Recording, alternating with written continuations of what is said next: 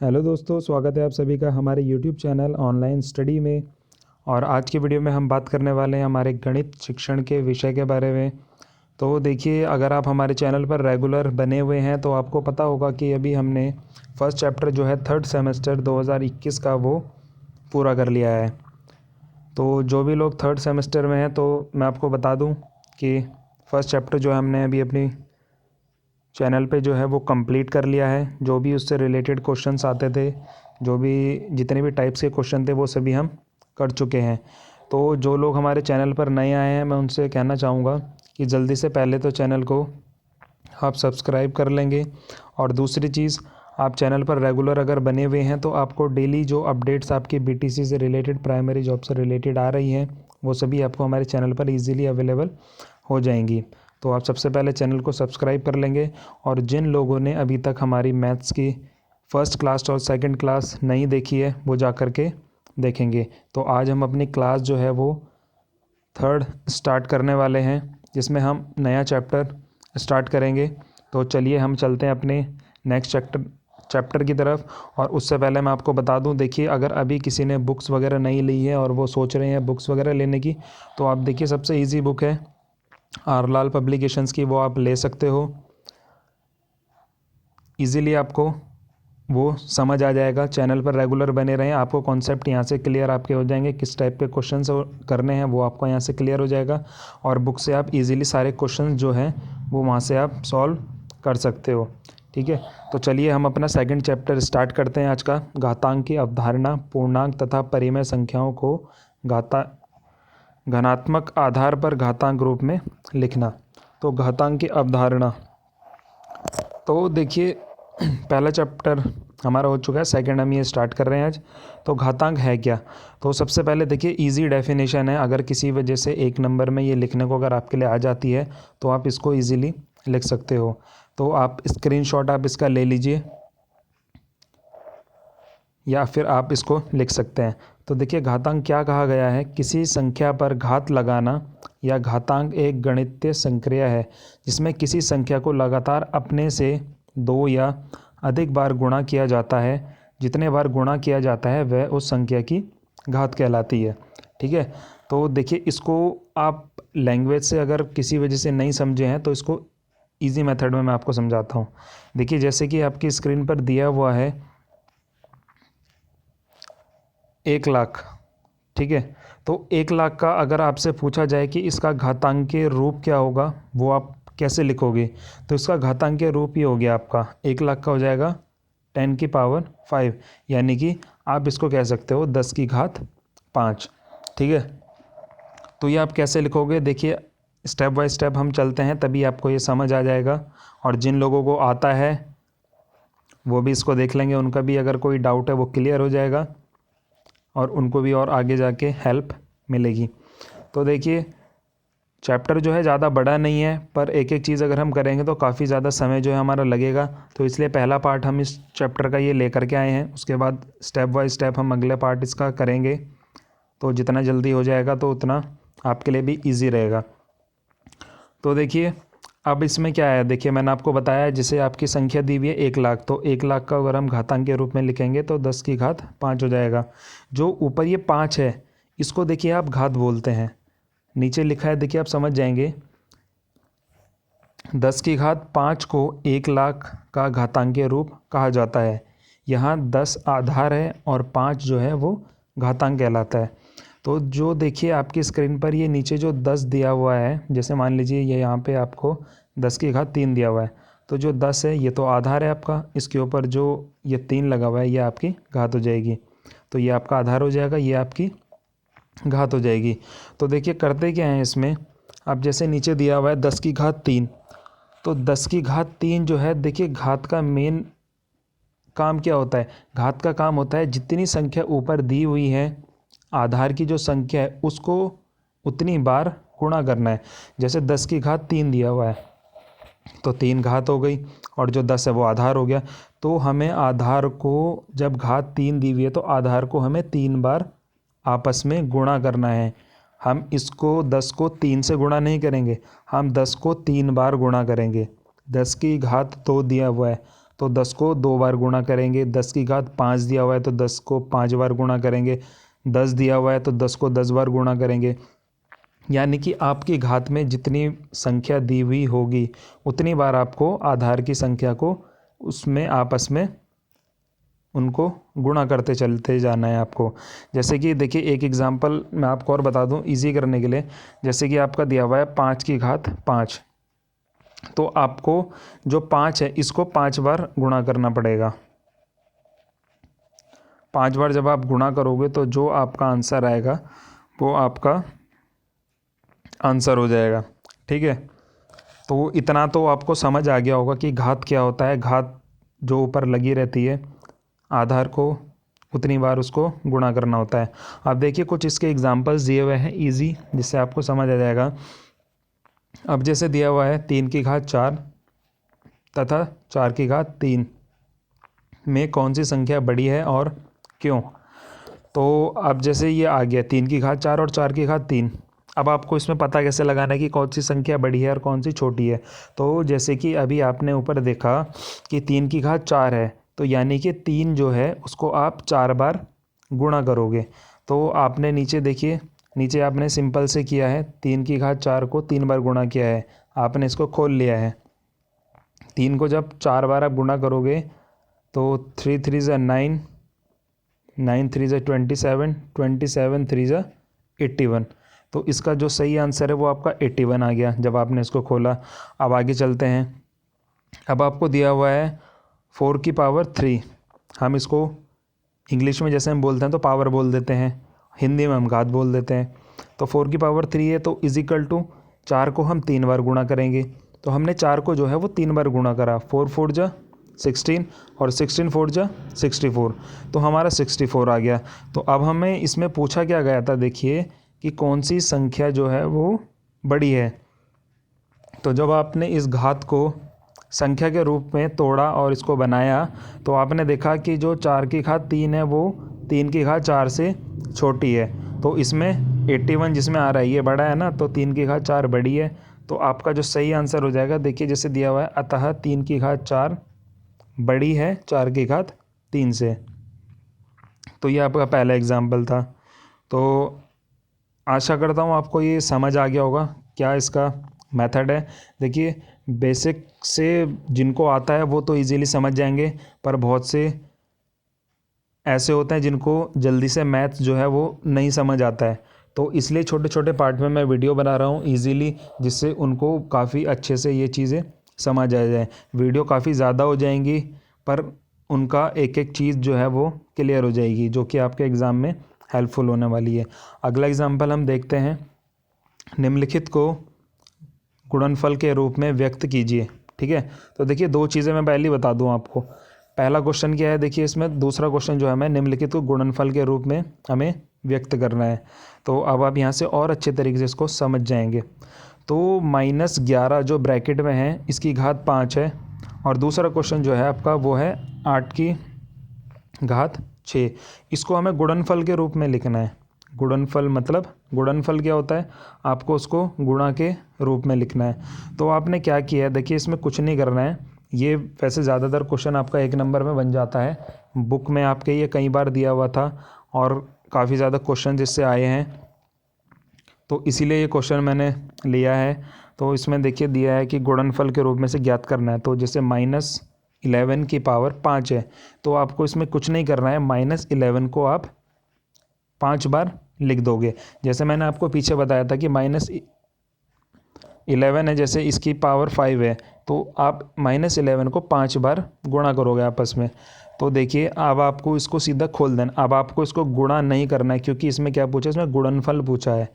तो अब आपको इसको क्या करना है, सीधा सीधा खोल देना है। -11 इंटू -11, -11 इंटू -11 इंटू -11, इसको आप 5 बार लिख दोगे। तो ये हो जाएगा आपका। दूसरा क्या है आपका 8 की घात 6, इसको भी आप ऐसे ही करोगे सेम। 8 को आप 6 बार आपस में इंटू करोगे। हमें गुणनफल पूछा था, गुणनफल के रूप में इसे व्यक्त करना था, तो हम सीधा सीधा इसको गुणनफल के रूप में व्यक्त कर रहे हैं। इसको हम इंटू करके इसका आंसर उन्होंने हमसे नहीं मांगा था। अब अगला क्वेश्चन क्या है, देखिए सेम यही है, इसका उल्टा प्रोसेस है। थर्ड क्वेश्चन है, निम्नलिखित को घातांकीय रूप में व्यक्त कीजिए। अब इसमें घातांकीय रूप में व्यक्त करना है। पहले हमसे पूछा गुणनफल, अब पूछा है घातांकीय, यानी कि जैसे हमने घातांकीय को गुणनफल में व्यक्त किया, उसका हमें उल्टा कर देना है। अब हमें इसको क्या करना है, अब हमें इसको घातांकीय रूप में व्यक्त करना है। तो हमें देखिए फर्स्ट क्वेश्चन जो दिया हुआ है वो b दिया हुआ है, b into b into b into b into b, यानी कि जो b है उसको 5 बार आपस में इंटू करना है। तो हम इसको घातांकीय रूप में कैसे लिख सकते हैं, मैंने आपको बताया था जब आप किसी चीज़ को 4 बार इंटू करोगे एक ही चीज़ को, यानी अगर आपके पास 2 है, आप 2 को 5 बार इंटू करोगे तो आपका सिंपल बन जाएगा 2 की घात 5, क्योंकि आप क्या कर रहे हो, अब जैसे मान लीजिए 2 की घात 5 बन गया, तो अब आप इसको अगर तोड़ोगे तो कैसे हो जाएगा ये 2 into two into two into two into two, यानी कि आप 5 बार 2 को गुणा कर रहे हो। ऐसे ही आपको इसमें करना है, जब आपको 5 बार b को इंटू करना है तो यानी कि b की पावर जो है वो 5 होगी, जैसे कि क्वेश्चन में आपके दिया हुआ है। अगला क्वेश्चन भी सेम है, -4 इंटू -4 इंटू -4, -4 जो है वो 3 बार इंटू हुआ है, तो -4 की पावर जो जाएगी वो आपकी 3 हो जाएगी, क्योंकि वो 3 बार इंटू हुआ है। तो इतना कॉन्सेप्ट आपको क्लियर हो चुका होगा कि जिसकी पावर जो रहती है, यानी कि अगर 5 की पावर 4 है तो 5 को हम 4 बार इंटू करेंगे, यानी 4 बार उसको आप इंटू करोगे। आप ये गलती मत करना कि आप 5 को सीधा 4 से इंटू कर दोगे, ऐसा आपको नहीं करना है, 5 को 4 बार इंटू करोगे, ठीक है। ऐसा भी क्वेश्चंस आगे आपके आएंगे जिसमें जो ऊपर की पावर है, पावर से पावर इंटू हो जाती है या प्लस हो जाती है, वो हम अगले स्टेप में देखेंगे। तो चलिए, ये थे, आपने देख लिया होगा कि घातांक और गुणनफल के रूप में कैसे व्यक्त करना है। अब चलिए अगला चीज़ जो है हमारी, देखिए मैं आपको स्क्रीन पर जूम करके दिखा देता हूँ, विजिबल आपके लिए होगा इजीली। समानाधार की घातांकीय संख्याओं में गुणन की क्रिया, तो घातांक के कुछ नियम है वो हम इसमें देखेंगे। देखिए बेसिक से नियम है, आपको समझने हैं, और किसी वजह से आपको देखिए होता है नियम जो है वो समझने में आपको थोड़ी सी प्रॉब्लम होएगी, पर क्या होगा जैसे ही आप क्वेश्चन सॉल्व करोगे तो आपको इजीली वो सारी चीज़ें समझ आ जाएंगी। हमें भी स्टार्टिंग में प्रॉब्लम होती है, पर जब उसको आप करना स्टार्ट कर देते हो तो वो आपको इजीली आपके माइंड में फॉर्मूले भी याद हो जाते हैं, आपको कॉन्सेप्ट भी याद हो जाता है, किस तरीके से सॉल्व करना है, वो सभी चीज़ें आपको याद हो जाएंगी। तो हम आज नियम देख लेते हैं, ठीक है। उसके बाद हम क्या करेंगे, नियम करने के बाद हम अपनी नेक्स्ट वीडियो में इससे रिलेटेड क्वेश्चंस करेंगे, क्योंकि आज ही मैं अगर सारी चीज़ें करा दूँ तो वीडियो काफ़ी ज़्यादा लंबी हो जाएगी और आपको देखने में अच्छा भी नहीं लगेगा। तो नियम आज कर लेते हैं, कल नेक्स्ट वीडियो में नियम के साथ, नियम भी आपको मैं साथ साथ बताता रहूँगा और उसको कैसे सॉल्यूशन उसका करना है वो भी मैं आपको बताता रहूँगा, तो वो आपके लिए ईजी हो जाएगा। क्वेश्चंस जो है वो हम स्टार्टिंग से ही करेंगे, आज मैंने आपको बेसिक चीज़ें बता रहा हूँ, उसके बाद स्टार्टिंग से करेंगे। जो टॉपिक्स हमारे और इस चैप्टर के अंदर के रह जाएंगे वो भी हम सारे अगली वीडियो में अपने कवर करेंगे। तो अब देखिए जो पहला नियम है वो दिया हुआ है स्क्रीन पर आपके आगे है, देखिए a की पावर m इंटू ए की power n equal to a m plus n।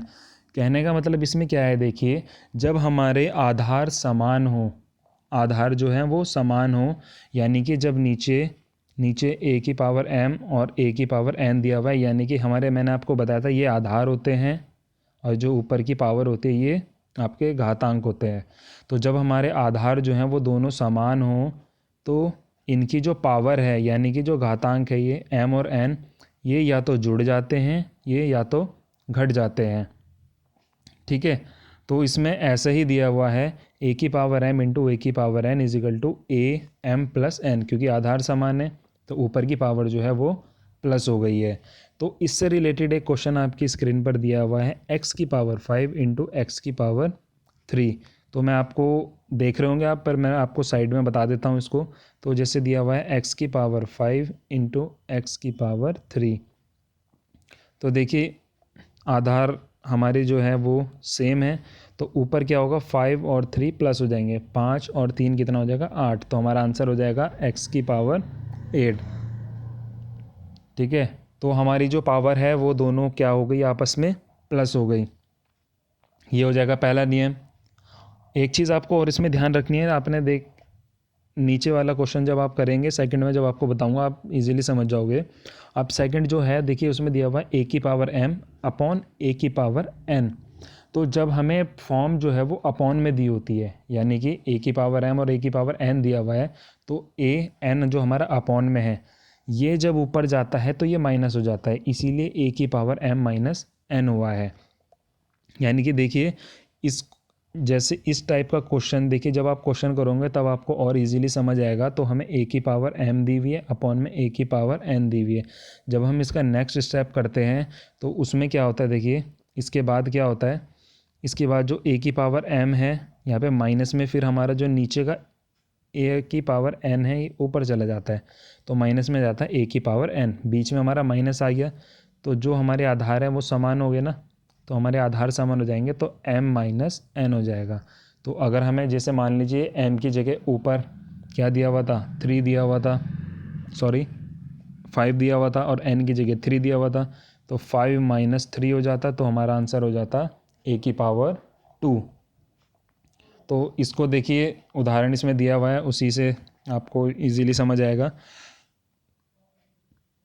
जैसे आपका दिया हुआ है x की पावर 7 अपॉन में x की पावर 3, ठीक है, ये दिया हुआ है आपको।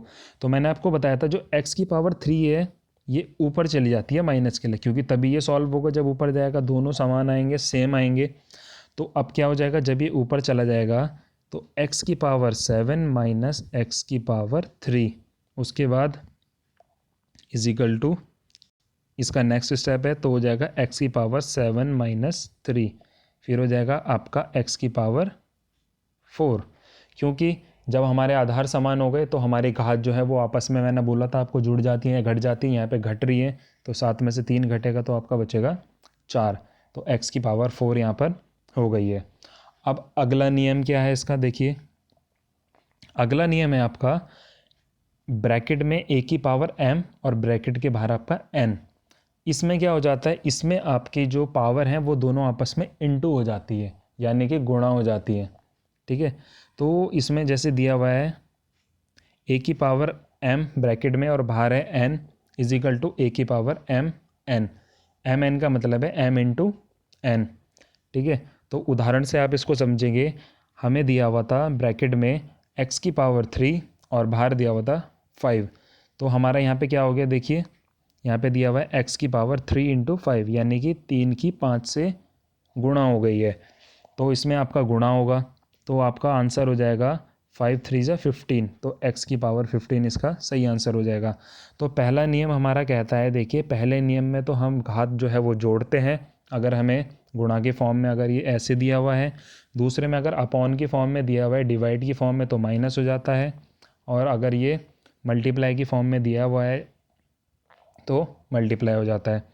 अगला है, देखिए अगला कह रहा है a की पावर 0 इजिकल टू 1। तो इसमें क्या लिखा है, देखिए किसी भी अशून्य संख्या की घात यदि 0 हो तो इसका मान हमेशा 1 के बराबर होता है, ठीक है। ये आपको याद रखना है, ये सभी चीज़ में अप्लाई होता है कि किसी भी संख्या की घात जो है वो शून्य है तो उसकी जो मान होता है वो 1 होता है। जैसे दिया हुआ है 51 की घात 0 इजिकल टू 1 हो जाएगा, 20 होता 20 की घात 0 इजिकल टू 1 हो जाता, 100 की घात 0 तो इजिकल टू 1 हो जाता, यानी कि जिसकी घात में 0 आएगा उसका मान जो है वो 1 हो जाएगा। इतना आपको ये याद रखना है, ठीक है।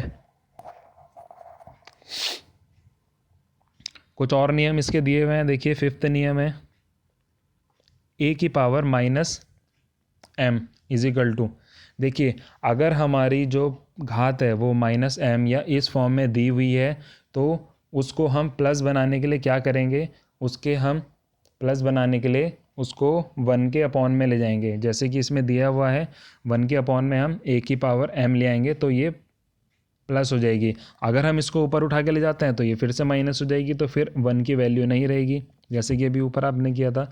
तो इसको प्लस की फॉर्म बनाने के लिए हमने 1 अपॉन a m इसमें कर लिया है।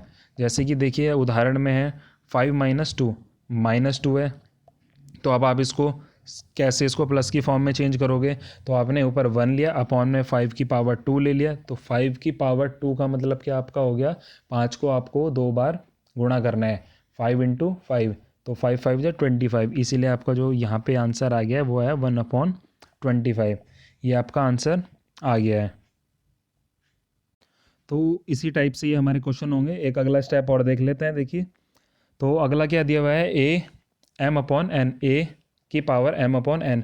तो इसको हम रूट की फॉर्म में रखते हैं। देखिए, ठीक है, तो n जो है हमारा वो रूट के बाहर चला जाएगा और अंडर रूट में आ जाएगा हमारा a⁴m। ठीक है, तो अब इसको हम क्वेश्चन के हिसाब से कैसे करेंगे। देखिए, जैसे नीचे दिया हुआ है 64 और ऊपर हो जाएगा आपका 2/3। तो इसमें क्या हो जाएगा, देखिए 3 जो है वो आपको मैंने बताया था रूट के बाहर चला जाएगा और 64 अंदर चला जाएगा। अब हमें क्या करना है, हमें 64 को जो है वो 64 जो है हमें इसको तोड़ना है। ठीक है, छोटे में बनाना है। हमें 64 को इस फॉर्म में बनाना है कि उसकी जो घात है वो 3 हो जाए। तो अब हमने इसमें देखिए क्या किया, जब 4 को हम 3 बार गुणा करेंगे तब हमारा 64 आता है। तो हम 4 की घात इसको हम 3 कर लेंगे, जैसे कि नीचे दिया हुआ है। ठीक है, 4 की घात 3 हो गया हमारा अंडर रूट के अंदर और बाहर ब्रैकेट में हो जाएगा आपका 2।